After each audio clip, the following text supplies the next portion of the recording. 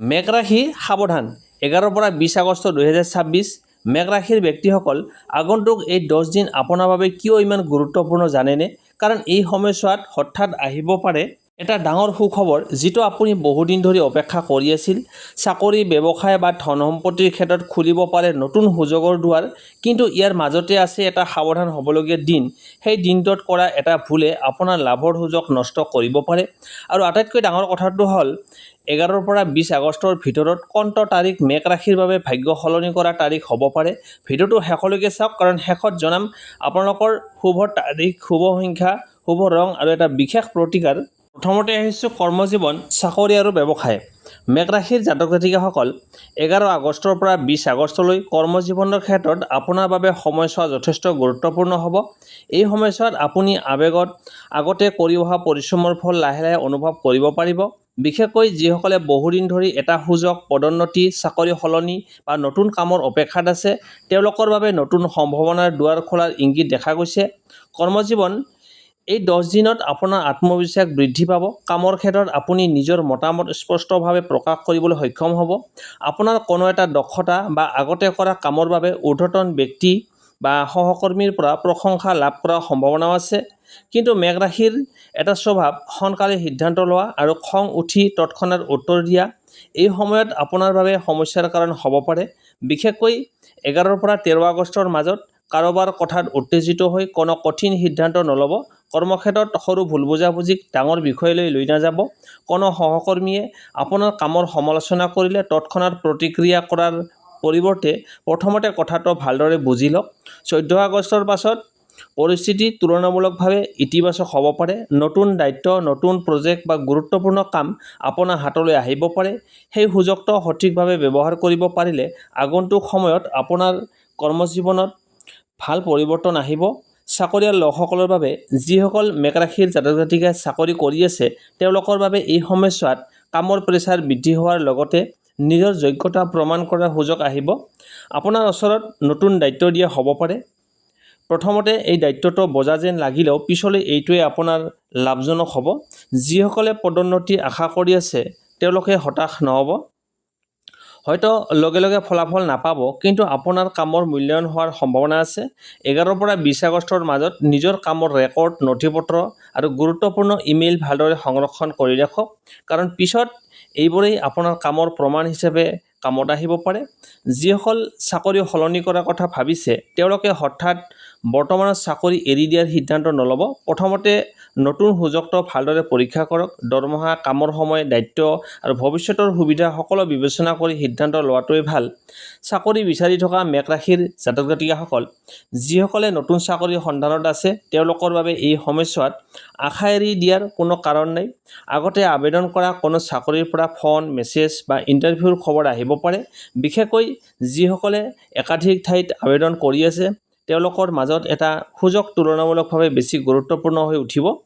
ইয়াত এটা কথা মনত ৰাখিব লাগিব, এটা সুযোগ পলম হৈছে মানেই সুযোগটো শেষ হোৱা নাই। আপোনাৰ CV বা আবেদন পত্ৰ যদি কোনো ভুল আছে, সেইবোৰ সংশোধন কৰক। নতুন দক্ষতা শিকিবলৈ চেষ্টা কৰক। আৰু 11 পৰা 20 আগষ্টৰ সময়ছোৱাত কৰা এই সৰু প্ৰস্তুতিয়ে পৰৱৰ্তী সময়ত ডাঙৰ সুবিধা দিব পাৰে। ব্যৱসায়ীসকলৰ বাবে, মেঘ ৰাশিৰ ব্যৱসায়ীসকলৰ বাবে 11 পৰা 20 আগষ্টৰ সময়ছোৱাত নতুন গ্ৰাহক, নতুন যোগাযোগ বা নতুন ব্যৱসায়িক সুযোগ আহিব পাৰে। যিসকলে অনলাইন ব্যৱসায়, ক্ৰয় বিক্ৰয়, ট্ৰেডিং, দোকান, ঠিকাদাৰ কাম বা সেৱামূলক ব্যৱসায়ৰ সৈতে জড়িত, তেওঁলোকে নতুন মানুহৰ সৈতে যোগাযোগৰ সুযোগ পাব পাৰে। কিন্তু এই সময়ছোৱাত অতিৰিক্ত লাভৰ আশাত ডাঙৰ ৰিস্ক নল'ব। বিশেষকৈ নতুন অংশীদাৰৰ সৈতে কাম আৰম্ভ কৰাৰ আগতে সকলো চৰ্ত লিখিতভাৱে স্পষ্ট কৰি লওক। কেৱল মুখৰ কথাত বিশ্বাস কৰি টকা ইনভেষ্ট নকৰিব। ব্যৱসায়ত লাভৰ সম্ভাৱনা থাকিলেও নগদ ধনৰ ব্যৱস্থাপনা অতি গুৰুত্বপূৰ্ণ হ'ব। অপ্ৰয়োজনীয় খৰচ কমাই চলিলে এই সময়ছোৱাত আৰ্থিক প্ৰেছাৰ কমাব পাৰিব। নতুন ব্যৱসায় আৰম্ভ কৰিব বিচৰাসকলৰ বাবে, যিসকলে নতুন ব্যৱসায় আৰম্ভ কৰাৰ কথা ভাবি আছে, তেওঁলোকৰ বাবে এই সময়টো পৰিকল্পনা কৰাৰ বাবে ভাল সময়। কিন্তু কেৱল ভাগ্যৰ ওপৰত নিৰ্ভৰ নকৰি বজাৰ, গ্ৰাহকৰ প্ৰয়োজন, মূলধন আৰু প্ৰতিযোগিতা ভালদৰে বিশ্লেষণ কৰক। আপোনাৰ কোনো পুৰণি বন্ধু বা পৰিচিত ব্যক্তিৰ পৰা ব্যৱসায় সম্পৰ্কীয় এটা পৰামৰ্শ বা সুযোগ আহিব পাৰে, কিন্তু সিদ্ধান্ত লোৱাৰ আগতে নিজে তথ্য পৰীক্ষা কৰাটো অতি প্ৰয়োজনীয়। কণ্ঠ ভুল কৰিব নালাগে। মেঘ ৰাশিৰ বাবে এই সময়ছোৱাত আটাইতকৈ ডাঙৰ সাৱধানতা হ'ল খং আৰু খৰধৰ সিদ্ধান্ত। কৰ্মক্ষেত্ৰত কাৰোবাৰ সৈতে মতভেদ হ'লে চাকৰি এৰি দিয়াৰ কথা তৎক্ষণাত নাভাবিব। ব্যৱসায়ত কোনো ডাঙৰ অফাৰ দেখিলে সকলো টকা লগাই নিদিব আৰু কোনো ব্যক্তিয়ে অতি সোনকালে ডাঙৰ লাভৰ কথা ক'লে ভালদৰে পৰীক্ষা নকৰাকৈ আগবাঢ়ি নাযাব। 17 পৰা 20 আগষ্ট বিশেষ গুৰুত্বপূৰ্ণ সময়। এই সময়ছোৱাত 11 পৰা 20 আগষ্টৰ ভিতৰত 17 আগষ্টৰ পাছত এই সময়ছোৱা মেঘ ৰাশিৰ কৰ্মজীৱনৰ বাবে তুলনামূলকভাৱে গুৰুত্বপূৰ্ণ হৈ উঠিব পাৰে। এই সময়ত কোনো গুৰুত্বপূৰ্ণ ফোন কল, মিটিং, আলোচনা বা নতুন কামৰ সুযোগ আহিব পাৰে। যিসকলে চাকৰি বা ব্যৱসায়ত পৰিৱৰ্তন বিচাৰি আছে তেওঁলোকৰ বাবে কোনো এটা সিদ্ধান্ত পথ স্পষ্ট হ'ব পাৰে। সেয়েহে সুযোগ আহিলে ভয় নকৰিব, কিন্তু সিদ্ধান্ত লোৱাৰ আগতে সকলো দিশ ভালদৰে বিবেচনা কৰিব। মুঠতে ক'বলৈ গ'লে 11 পৰা 20 আগষ্ট 2026 আপোনাৰ কৰ্মজীৱনত পৰিশ্ৰম, নতুন দায়িত্ব আৰু সুযোগৰ সময় হ'ব পাৰে। আপোনাৰ বাবে মূল মন্ত্ৰ হ'ব খং নহয় ধৈৰ্য, খৰধৰ নহয় পৰিকল্পনা আৰু কেৱল আশাত নহয় কঠোৰ পৰিশ্ৰম। এই তিনিটা কথা মানি চলিব পাৰিলে এই 10 দিনৰ সুযোগবোৰক আপুনি নিজৰ উন্নতিৰ পথলৈ লৈ যাব পাৰিব। তাৰপিছত আহিছোঁ ধন সম্পত্তি আৰু আৰ্থিক অৱস্থা। মেঘ ৰাশিৰ জাতক জাতিকাসকল 11 পৰা 20 আগষ্ট 2026 এই সময়ছোৱাত আপোনাৰ আৰ্থিক জীৱনত ইনকামৰ নতুন পথ, পুৰণি টকা ঘূৰাই পোৱা আৰু কিছুমান গুৰুত্বপূৰ্ণ আৰ্থিক সিদ্ধান্তৰ সম্ভাৱনা দেখা গৈছে। অৱশ্যে এই সময়ছোৱাত টকা আহিব পাৰে বুলি ভাবি অতিৰিক্ত খৰচ কৰাটো একেবাৰে উচিত নহ'ব। এই 10 দিনৰ ভিতৰত আৰম্ভণিতে অৰ্থাৎ 11 পৰা 13 আগষ্টৰ ভিতৰত কিছুমান অপ্ৰত্যাশিতভাৱে খৰচ আহিব পাৰে। ঘৰ সংসাৰ, দৈনিক প্ৰয়োজন, যাত্ৰা বা কোনো পুৰণি দায়িত্বৰ বাবে টকা খৰচ হ'ব পাৰে। সেয়েহে হাতলৈ অহা টকা সম্পূৰ্ণৰূপে খৰচ নকৰি কিছু অংশ সঞ্চয় কৰি ৰখাটো আপোনাৰ বাবে ভাল হ'ব। ইনকামৰ ক্ষেত্ৰত 11 পৰা 20 আগষ্টৰ মাজত যিসকলে চাকৰি কৰি আছে তেওঁলোকৰ বাবে নিয়মীয়া ইনকামৰ লগতে অতিৰিক্ত ইনকামৰ সুযোগ সৃষ্টি হ'ব পাৰে। কোনোবাই পাৰ্ট টাইম কাম, নতুন প্ৰজেক্ট, কমিশ্যন, বোনাছ বা অতিৰিক্ত কামৰ জৰিয়তে কিছু অতিৰিক্ত টকা লাভ কৰিব পাৰে। ব্যৱসায়ীসকলৰ ক্ষেত্ৰতো নতুন গ্ৰাহক বা পুৰণি যোগাযোগৰ জৰিয়তে লাভৰ সম্ভাৱনা থাকিব। বিশেষকৈ আগতে কথা পাতি থোৱা কোনো কাম পুনৰ আৰম্ভ হোৱাৰ সম্ভাৱনা আছে। কিন্তু মনত ৰাখিব, সৰু লাভক অৱহেলা নকৰিব। এই সময়ত সৰু সৰু লাভ একেলগ হৈ আপোনাৰ আৰ্থিক অৱস্থা শক্তিশালী কৰিব। পুৰণি টকা ঘূৰাই আহিবনে? মেঘ ৰাশিৰ যিসকল জাতক জাতিকা কাৰোবাৰ ওচৰত টকা আবদ্ধ হৈ আছে তেওঁলোকৰ বাবে এই সময়ছোৱাত কিছু আশাৰ খবৰ আহিব। পুৰণি ধন সম্পূৰ্ণৰূপে ঘূৰাই আহিব পাৰে বা অন্ততঃ কিছু অংশ লাভ কৰাৰ পথ মুকলি হ'ব। কিন্তু টকা বিচাৰোঁতে খং বা কঠোৰ ভাষা ব্যৱহাৰ নকৰিব। শান্তভাৱে আৰু স্পষ্টভাৱে কথা পাতিলে ফলাফল অধিক ভাল হ'ব। সম্পত্তিৰ ক্ষেত্ৰত ঘৰ, মাটি বা সম্পত্তি, যান বাহনৰ কথা ভাবি থাকিলে যিসকলে তেওঁলোকৰ সেইবিলাকৰ কথা চিন্তা কৰি আছে এই সময়ছোৱাত আলোচনা আগবঢ়াব পাৰে। কোনো সম্পত্তিৰ কাগজ-পত্ৰ, মালিকী স্বত্ব, ঋণ বা চুক্তিৰ বিষয়ত থাকিলে সকলো তথ্য ভালদৰে পৰীক্ষা কৰক। কেৱল কাৰোবাৰ কথাত বিশ্বাস কৰি ডাঙৰ অংকৰ ধন আগতীয়াকৈ নিদিব। আইনগত নথিপত্ৰ আৰু প্ৰয়োজনীয় কাগজ-পত্ৰ পৰীক্ষা কৰাটো অতি গুৰুত্বপূৰ্ণ। ক'ত সাৱধান হ'ব? এই সময়ছোৱাত আপোনাৰ আটাইতকৈ ডাঙৰ আৰ্থিক সাৱধানতা হ'ব খৰধৰ কৰি ইনভেষ্ট নকৰা। কোনোবাই যদি কয় অতি কম সময়ত বহু টকা লাভ কৰিব পাৰিব, তেন্তে প্ৰথমতে পৰীক্ষা কৰক। বিশেষকৈ অনলাইন অফাৰ, সন্দেহজনক ইনভেষ্ট, অচিনাকি ব্যক্তিৰ পৰা অহা আৰ্থিক প্ৰস্তাৱ বা ধাৰ দিয়াৰ ক্ষেত্ৰত সাৱধান হওক। মেঘ ৰাশিৰ জাতক জাতিকাসকলে এই সময়ত নিজৰ উপাৰ্জনৰ ওপৰত গুৰুত্ব দিয়াটোৱে বেছি লাভজনক হ'ব। 15 পৰা 20 আগষ্ট আৰ্থিকভাৱে গুৰুত্বপূৰ্ণ। 15 আগষ্টৰ পাছত আৰ্থিক দিশত কিছু ইতিবাচক পৰিৱৰ্তন অনুভৱ কৰিব পাৰে। কোনো পুৰণি কামৰ পে'মেণ্ট আহিব। ব্যৱসায়ত নতুন অৰ্ডাৰ লাভ কৰিব পাৰে বা চাকৰিৰ ক্ষেত্ৰত অতিৰিক্ত সুবিধা লাভ কৰাৰ আলোচনা হ'ব পাৰে। 17 পৰা 20 আগষ্টৰ ভিতৰত কোনো আৰ্থিক সিদ্ধান্ত লোৱাৰ সুযোগ আহিলেও আৱেগত নহয়, হিচাপ নিকাচ কৰি সিদ্ধান্ত লওক। এই সময়ত টকা আহিছে গতিকে খৰচ কৰোঁ বুলি নাভাবি টকা আহিছে ইয়াৰ এটা অংশ সঞ্চয় কৰোঁ বুলি ভাবিলে আপোনাৰ অধিক শুভ হ'ব। সঞ্চয়ৰ ক্ষেত্ৰত এই 10 দিনত সঞ্চয়ৰ ওপৰত বিশেষ গুৰুত্ব দিয়ক। আপোনাৰ যদি কোনো পুৰণি ঋণ বা ধাৰ আছে তেন্তে অলপ অলপকৈ পৰিশোধ কৰাৰ পৰিকল্পনা কৰিব পাৰে। ঘৰৰ অপ্ৰয়োজনীয় খৰচ কমাই চলক। বিশেষকৈ হঠাতে বস্তু কিনা, বিলাসী সামগ্ৰী বা প্ৰয়োজন নথকা অনলাইন শ্বপিঙৰ পৰা নিজকে আঁতৰাই ৰাখক। সৰু সৰু সঞ্চয় পৰৱৰ্তী সময়ত ডাঙৰ সহায় হ'ব পাৰে। মেঘ ৰাশিৰ বাবে কি বিশেষ মেছেজ? 11 পৰা 20 আগষ্টলৈকে আৰ্থিক শক্তিৰ মূল চাবিকাঠি হ'ব। উপাৰ্জন বৃদ্ধি কৰক কিন্তু খৰচ নিয়ন্ত্ৰণ ৰাখক। এই সময়ছোৱাত আপোনাৰ বাবে ধন আহিব পাৰে, কিন্তু সেই ধন ধৰি ৰখাটোৱে প্ৰকৃত সফলতা। যদি আপুনি ধৈৰ্য ধৰে, সঠিক পৰিকল্পনা কৰে আৰু সন্দেহজনক আৰ্থিক সিদ্ধান্তৰ পৰা আঁতৰি থাকে, তেন্তে এই সময়ছোৱাই আগন্তুক দিনৰ বাবে আপোনাৰ আৰ্থিক ভীতি শক্তিশালী কৰাৰ সুযোগ দিব। তাৰপিছত আহিছোঁ প্ৰেম, পৰিয়াল আৰু দাম্পত্য জীৱন। মেষ ৰাশিৰ জাতক জাতিকাসকল 11 পৰা 20 আগষ্ট 2026 এই সময়ছোৱাত প্ৰেম আৰু পৰিয়ালৰ ক্ষেত্ৰত আপোনাৰ মনত বহুতো অনুভূতি একেলগে কাম কৰিব পাৰে।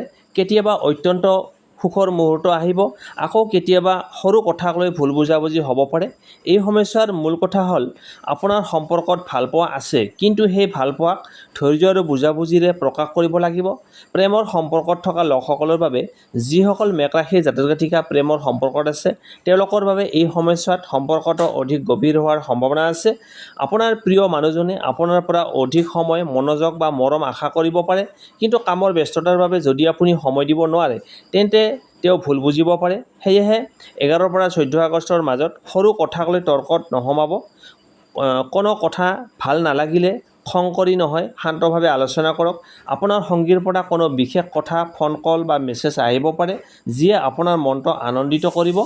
ছিংগেল মেষ ৰাশিৰ বাবে, যিসকল এতিয়া ছিংগেল হৈ আছে, তেওঁলোকৰ বাবে এই সময়ছোৱাত নতুন কাৰোবাৰ সৈতে চিনাকি হোৱাৰ সম্ভাৱনা আছে।